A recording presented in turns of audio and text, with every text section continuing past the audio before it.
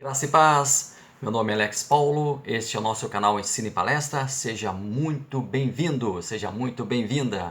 Nós estamos com este canal no ar para promover o estudo sistemático da Palavra de Deus.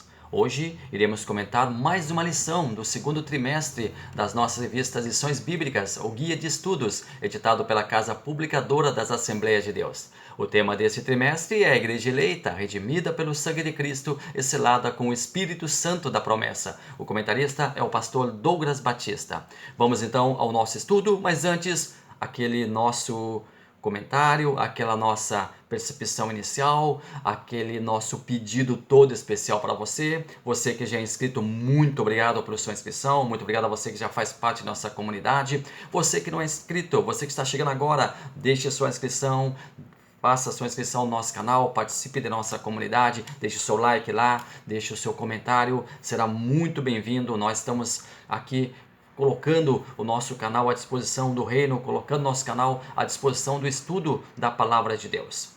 Você que quer ser avisado sempre que nós tivermos material novo no ar, ative o sininho, ative o sino para que você possa também saber das novidades do canal e sempre que elas chegarem você será o primeiro, será a primeira a saber. Vamos então ao nosso estudo desta semana. Muito obrigado a você, Deus abençoe maravilhosamente. Lembrando que nós vamos falar hoje sobre a Igreja Eleita, vamos continuar no tema da Carta aos Efésios, vamos falar sobre oração intercessória, nós vamos analisar a segunda oração intercessória que Paulo fez em favor dos Efésios, nós vamos falar sobre o amor, vamos definir o tema, nós vamos falar sobre a leitura bíblica em classe, que está lá no capítulo 13, a segunda metade do capítulo 13, a segunda parte do capítulo tem essa oração que nós vamos analisar agora os principais pontos, então com certeza será um estudo enriquecedor. Gostaríamos então de reforçar o nosso pedido. Fique conosco, fique até o final e com certeza nós todos seremos muito abençoados. Deus abençoe maravilhosamente cada um de nós e ótimos estudos para cada um.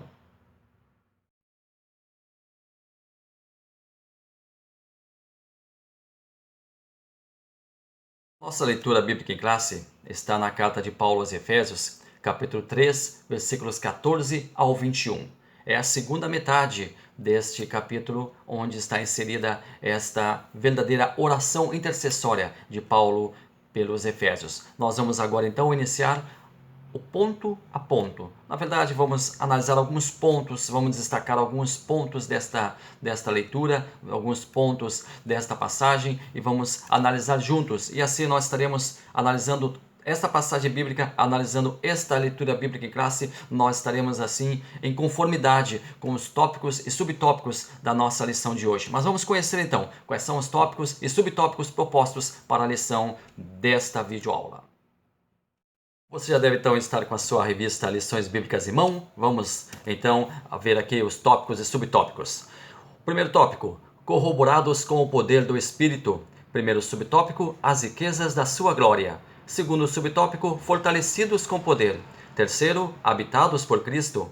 Segundo tópico, arraigados e fundados em amor. Primeiro subtópico, amor, a virtude cristã. Segundo, arraigados e fundados em amor. Terceiro, a intensidade do amor de Cristo.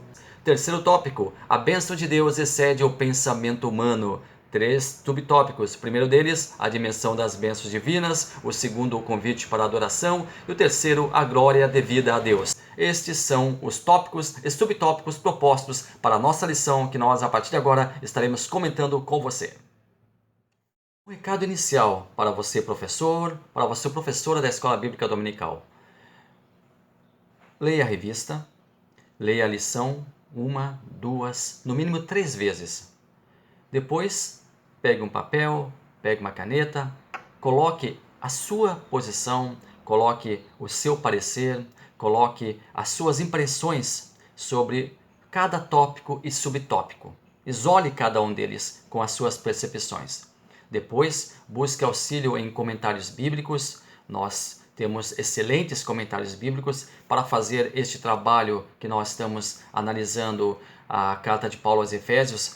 Eu estou usando o comentário bíblico Wesby, estou usando o comentário bíblico Martin, estou usando o comentário bíblico Adventista do Sétimo Dia, estou usando o livro também de apoio ao trimestre, editado pela CPAD, também escrito pelo pastor Douglas Batista, o mesmo comentarista da revista. Depois assista a videoaulas, enfim, faça todo esse projeto, toda essa análise, mas o mais importante é que você tenha as suas próprias impressões acerca do tema que você irá desenvolver em sala de aula. Coloque no papel as suas impressões, coloque no papel o que você está pensando do assunto. Depois faça filtragens, depois analise, depois aperfeiçoe, depois, se for o caso, até mesmo mude o posicionamento baseado no estudo suplementar dos livros propostos, dos comentários propostos que nós já falamos aqui, também das videoaulas, mas o importante é que você tenha a análise inicial do texto. Isso é importante, isso é primordial. Depois, junto com o aluno, junto com os alunos, junto com a classe, analise cada tópico e cada subtópico. E não deixe que o assunto fuja de suas mãos. Muitas vezes chegam até os nossos ouvidos algumas perguntas de alunos interessados por outros temas, mas se o tema não condiz com o proposto na lição, converse com o aluno depois em particular, fale para ele que você vai trazer para ele uma perspectiva daquela pergunta dele, uma resposta para aquele questionamento dele, mas não deixa que o assunto fuja, que o tema fuja do assunto da lição, porque isso é muito importante, porque é algo que impede o conhecimento, impede a transmissão de conhecimento para os alunos. Na carta aos Efésios, Paulo faz duas orações. A primeira, ora por esclarecimento, e a segunda, a qual passaremos a comentar, ele ora por capacitação. Ambas são orações intercessórias. Antes de nós analisarmos o texto que contém a segunda oração, vamos conceituar a oração intercessória.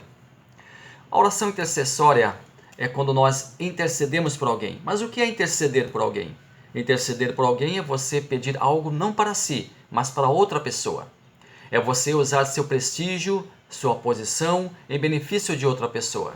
A oração intercessória traz consigo a empatia como característica principal. Empatia é o processo pelo qual nós nos colocamos no lugar da outra pessoa.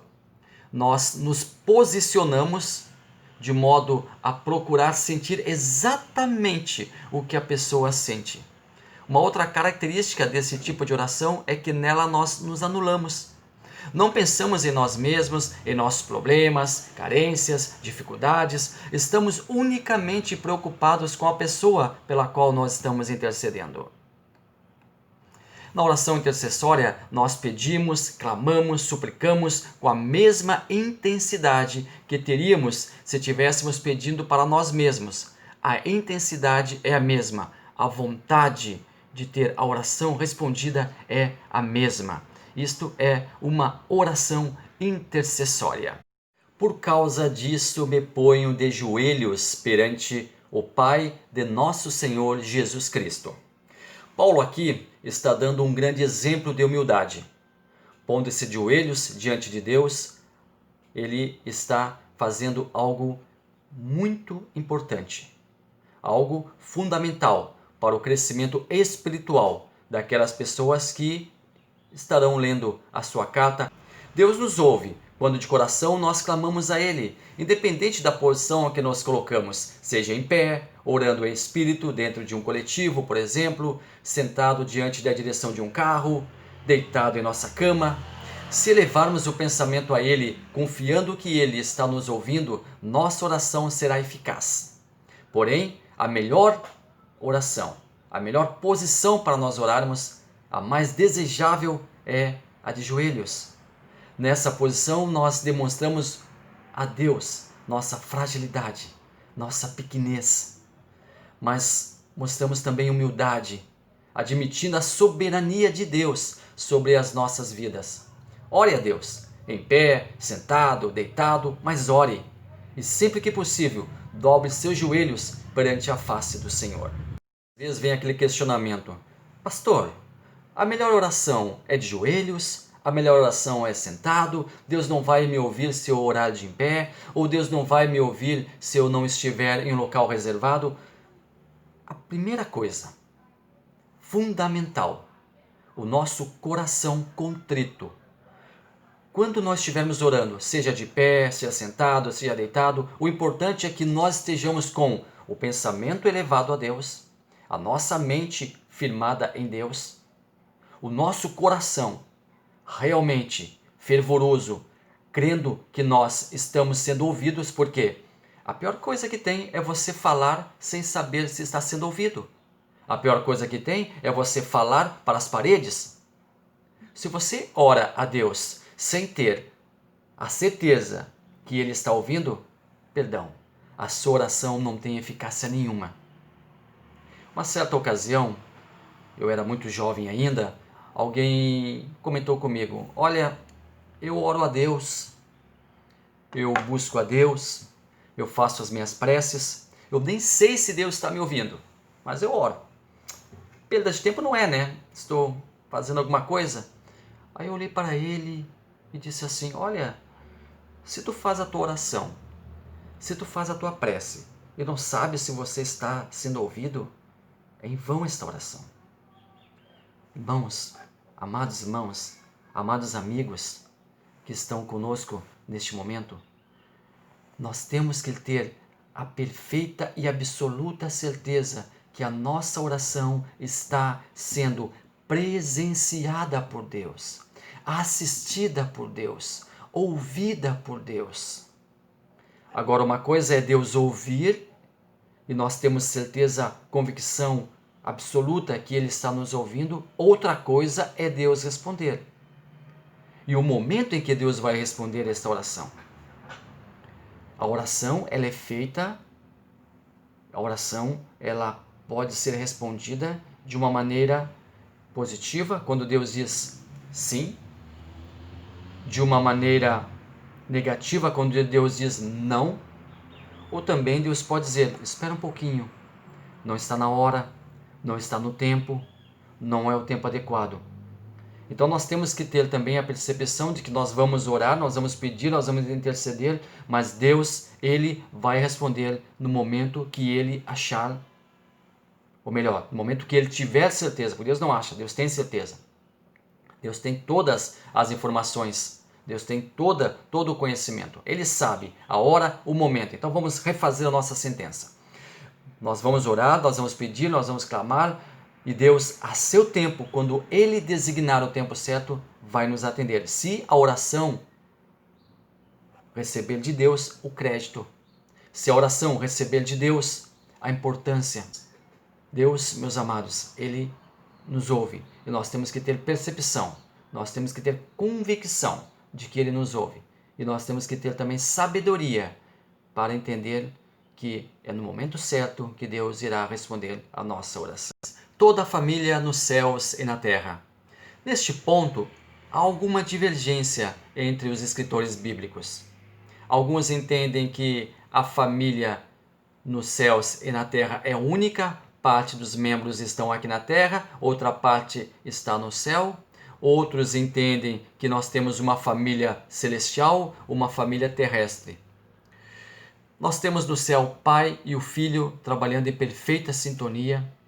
Nós temos aqui na terra a igreja, nós temos aqui na terra as pessoas, nós temos aqui na terra os seres humanos, nós temos aqui na terra o Espírito Santo que está conduzindo este mundo, está dando as diretrizes, as bases deste mundo, e Ele, Espírito Santo, irá conduzir a igreja, irá conduzir os salvos até Cristo nas nuvens, quando Jesus Cristo voltar, por ocasião da sua segunda volta. Ele, Espírito Santo, é Deus, e como Deus, ele tem o atributo da onipresença. Ele pode estar aqui na terra e pode estar no céu, assim como o Pai e o Filho. Ele tem também o atributo da onipotência, tem todo o poder nos céus e na terra. E também tem o atributo da onisciência, sabe de todas as coisas antes que elas aconteçam. Então nós temos uma grande família, uma família que vai um dia estar unida em um mesmo local. Uma família que um dia estará unida em um mesmo território. Jesus falou lá no livro de João, capítulo 14, Eu vou para o Pai e vou preparar moradas, para que onde eu esteja, estejais vós também. Então a família vai se reunir definitivamente por ocasião da volta de Jesus. Mas hoje nós temos esta família aqui, nós temos irmãos aqui, nós estamos aqui na terra, nós estamos aqui guiados pelo Espírito Santo. Pai e o Filho estão lá no céu. Muitos entes queridos nossos já não estão mais conosco, mas também fazem parte desta família, estão protegidos por Deus, e eles também um dia estarão conosco lá no céu. Todos juntos, uma grande família celestial. Mas por enquanto os membros estão um pouco aqui, um pouco ali, mas todos unidos pelo mesmo amor de Deus. Segundo as riquezas de sua glória, vos conceda que sejais corroborados com poder pelo seu Espírito no homem interior.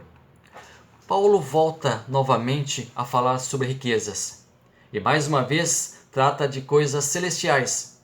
Riquezas em forma de saúde, paz, tranquilidade, compaixão, auxílio divino. O foco não é terreno, mas celestial. Corroborados, ou seja, ajudados, confirmados, alicerçados. Corroborar significa justamente isso, adquirir força, robustez. E essa firmeza é estabelecida ao homem unicamente pelo poder do Espírito Santo. No homem interior, o espírito humano agindo em conformidade com o Espírito Santo. O homem interior também nos fala de intimidade com Deus. Para que Cristo habite pela fé nos vossos corações. Paulo já havia, nesta epístola aos Efésios, comparado o nosso corpo a um templo. O templo da morada de Deus. Coração aqui fala de sentimento, de emoções. Nossas emoções e sentimentos devem estar em sintonia com Cristo. Nosso coração, podemos fazer uma figura de linguagem, é a sua habitação interior, ou seja, Cristo deve ser o coordenador, o gestor de nossas emoções. Estando arraigados e fundados em amor. Paulo já havia nos mostrado a importância de um fundamento. Um fundamento sólido para uma construção é fundamental. Agora ele fala de sermos arraigados. Devemos ter raízes. Então agora Paulo está fazendo uma nova analogia, desta vez como uma árvore. Nós estamos sendo comparados a uma árvore. Nós estamos sendo comparados a um vegetal. Muitas pessoas não criam raízes. Estão sempre de um lado para o outro, procurando coisas novas, modismos, inventos, movimentos. Nós devemos ter raízes sólidas. Se temos certeza que Cristo nos chamou e que estamos no lugar certo, onde deveríamos realmente estar, precisamos criar vínculo com nossa igreja, com nossa comunidade, com nossos irmãos. Somente assim estaremos realmente fazendo parte de uma genuína família, a família da fé. Que muitas pessoas, elas não criam raízes, muitas vezes elas se entristecem, muitas vezes elas ficam magoadas, muitas vezes elas ficam decepcionadas. Só que tem uma coisa interessante. Algumas vezes as pessoas se decepcionam e dizem: eu não quero mais ficar nesta comunidade, não quero mais fazer parte deste grupo, não quero mais estar nesta igreja, vou para outro lugar. Se ela vai para outro lugar onde ela pense estar servindo a Deus, ótimo. Se ela vai para um lugar onde ela queira fazer a vontade de Deus, maravilha. Se ela vai para um lugar onde ela pense que tem ali um líder que possa ajudar efetivamente, que possa guiar, um líder espiritual que esteja ao seu lado, muito bom. Agora o que acontece, infelizmente, é que muitas pessoas simplesmente deixam a igreja. Simplesmente deixam aquela comunidade onde não estavam se sentindo confortáveis e vão para lugar nenhum. Deixam de congregar, deixam de comungar, deixam de estar presente, deixam de estar em uma comunidade, deixam de estar em uma congregação, simplesmente abandonam Deus, como se Deus, Cristo, o Espírito Santo fosse responsável por aquela pessoa ter tido aquela decepção, infelizmente ter tido aquela experiência negativa e abandonam a fé. Isto é triste. Pior do que uma pessoa abandonar a sua igreja é a pessoa abandonar Cristo. Porque Cristo, ele existe independente de denominação religiosa. Cristo existe independente de placa de igreja, de credos religiosos. mas nós abandonarmos a Cristo porque nos sentimos decepcionados, ou entristecidos, ou talvez injuriados, como se Ele fosse o responsável, é algo que vai nos prejudicar. Nós estamos colocando uma conta que não pertence a Deus. Pertence ao homem que, por um ato falho, infelizmente, talvez não soube gerir, ou talvez não tenha sido compreendido, ou talvez não tenha sido entendido, ou talvez não tenha conseguido colocar as palavras certas, enfim, N fatores que não cabe aqui ser analisados, tanto daquele que sai por aquele que fica. Mas o importante é que quem fique na presença de Deus, e quem saia, vá para um local onde ache também a presença de Deus. Isso é fundamental, porque a nossa salvação depende de nós estarmos arraigados. A nossa salvação depende de nós estarmos fortalecidos, depende de nós estarmos ajustados. A nossa salvação depende de nós estarmos no lugar certo, na presença de Deus. Uma palavra-chave desta lição: amor. O amor como fruto do Espírito. O amor fala do relacionamento com Deus, o relacionamento vertical, e também o relacionamento com as pessoas, com o próximo, o relacionamento horizontal. É o principal fruto do Espírito. Mais uma vez, agora nós estamos usando a comparação de uma árvore, nós como vegetais, nós uma árvore. E esta árvore deve frutificar. Além de ser o primeiro fruto, o amor, ele é o principal. E a partir do amor, nós temos várias características entendidas como os frutos do Espírito. Ninguém vive sem amor. As pessoas precisam saber que alguém as ama. Do contrário, não vale a pena viver. Viver sem amor, ninguém consegue, ninguém quer. Uma das coisas mais tristes desta vida é viver sozinho. É triste não ter alguém para conversar. Todos precisam de alguém. Em 1 Coríntios nós temos algumas características do amor. Ele é sofredor, ele é benigno, ele se alegra com a verdade, ele crê, ele espera, ele suporta. E o que o amor não faz? Também em 1 Coríntios capítulo 13 nós temos a resposta. Não é invejoso, não é leviano, não se ensoberbece, não é indecente, não é interesseiro, não se irrita, não pensa o mal, não gosta de injustiça.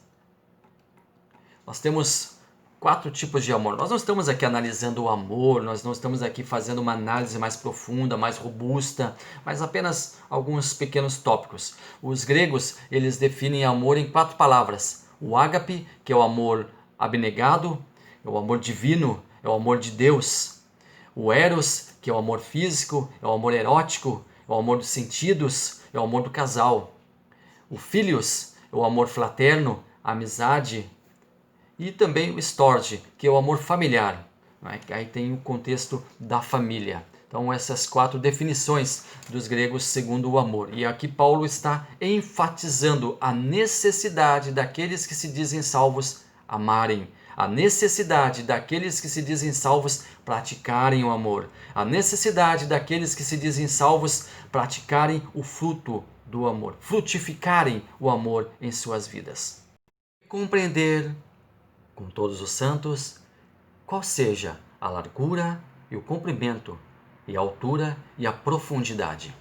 Esta parte do texto tem abundantes interpretações. Vamos tomar por base a interpretação de Matthew Henry em seu comentário bíblico do Novo Testamento. Largura: a extensão do amor de Deus em todas as épocas, nações e posições dos homens. Comprimento: continuidade do amor de Deus de eternidade a eternidade. E aqui nós fazemos um grifo nosso. O conceito de eternidade, aquilo que não tem começo, aquilo que não tem fim. Sempre existiu, sempre existirá. Altura: o amor de Deus nos leva à felicidade e glórias celestiais. Profundidade: o amor de Deus se dobra à condição mais baixa, com o desígnio de aliviar e salvar aqueles que se afundaram nas profundezas do pecado e da miséria. E conhecer o amor de Cristo, que excede todo o entendimento. O amor de Cristo é demasiadamente elevado e acima de qualquer compreensão humana. Não tem como mensurar, não tem como medir, Não tem como fazer qualquer paralelo. O amor de Cristo, ele excede qualquer entendimento humano. Nossa mente é extremamente limitada. Nossa compreensão é extremamente estreita. Nós não vamos conseguir entender o amor de Cristo por nós. Nós não vamos conseguir, mas somente aceitar. Nós não precisamos entender, mas nós precisamos aceitar esse amor. Aceitar esse amor diz respeito a aceitar a salvação através da pessoa de Jesus Cristo. Aceitar esse amor quer dizer aceitar a Cristo e toda a sua obra, toda a sua vida em favor da humanidade. Para que sejais cheios de toda a plenitude de Deus. Pleno significa completo. Deus tem muito a nos oferecer e nós precisamos nos mostrar aptos a receber. Pleno significa transbordar. Pleno significa limite máximo. Pleno significa tudo. Pleno significa completo. Nós estamos cheios da plenitude de Deus, completos da graça de Deus, completos do amor de Deus, completos da virtude de Deus, completos do fruto do Espírito, completos da graça, do amor, completos da compaixão, plenos, absolutamente plenos, repletos do amor de Deus, plenos, absolutos de Deus, da sua pessoa, da sua graça, da sua misericórdia, que devem refletir em cada um de nós. Aí sim, nós seremos plenos quando nós tivermos a mente de Cristo, ou seja, nós pensarmos como Cristo pensaria, nós tomar decisões como Cristo as tomaria, nós fazermos aquilo que Cristo faria em nosso lugar. Aí sim, nós estaremos realmente plenos de Deus em nossas vidas.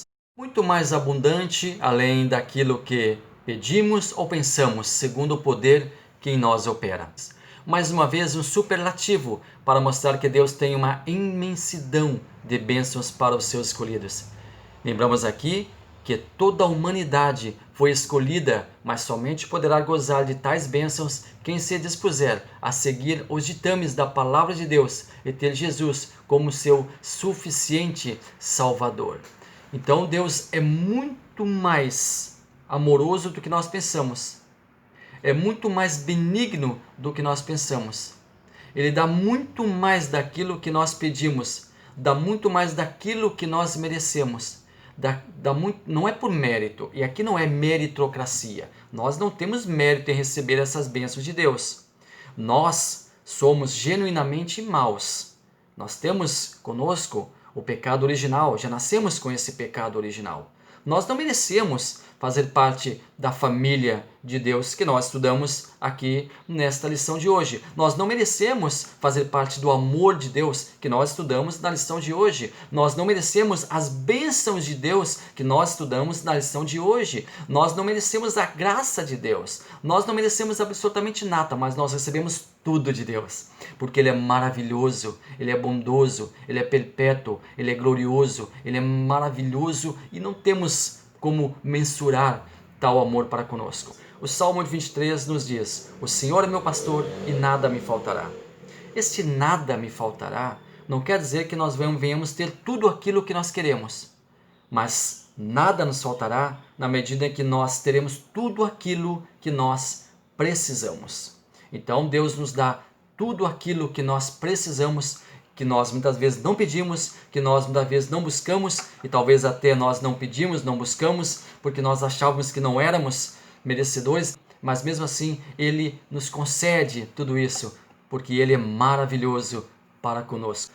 E como Deus é bom para conosco, nós também devemos ser liberais para com as outras pessoas, ajudar as outras pessoas, auxiliar as outras pessoas, estender a mão para outras pessoas, para que elas também possam ser ajudadas. Fazer uma oração intercessória pedindo a Deus por essas pessoas, mas também colocando em prática, muitas vezes, aquilo que nós podemos fazer pelas pessoas. Isso também faz parte do amor de Deus, preconizado aqui na lição que nós acabamos de estudar. Obrigado a você que esteve aqui conosco, deixe aí seu like, deixe aí o seu comentário, ele é sempre muito bem-vindo. Poste esse vídeo na sua rede de contatos, poste esse vídeo na sua rede social, para que nós possamos também atingir o maior número de pessoas e elas também sejam abençoadas com a palavra de Deus. Nós temos aí também vídeos que você pode assistir aqui no canal, nós temos uma playlist também de Escola Dominical e nós queremos compartilhar este conhecimento com você, compartilhar esta aprendizagem com você. Deus abençoe maravilhosamente e até a próxima oportunidade.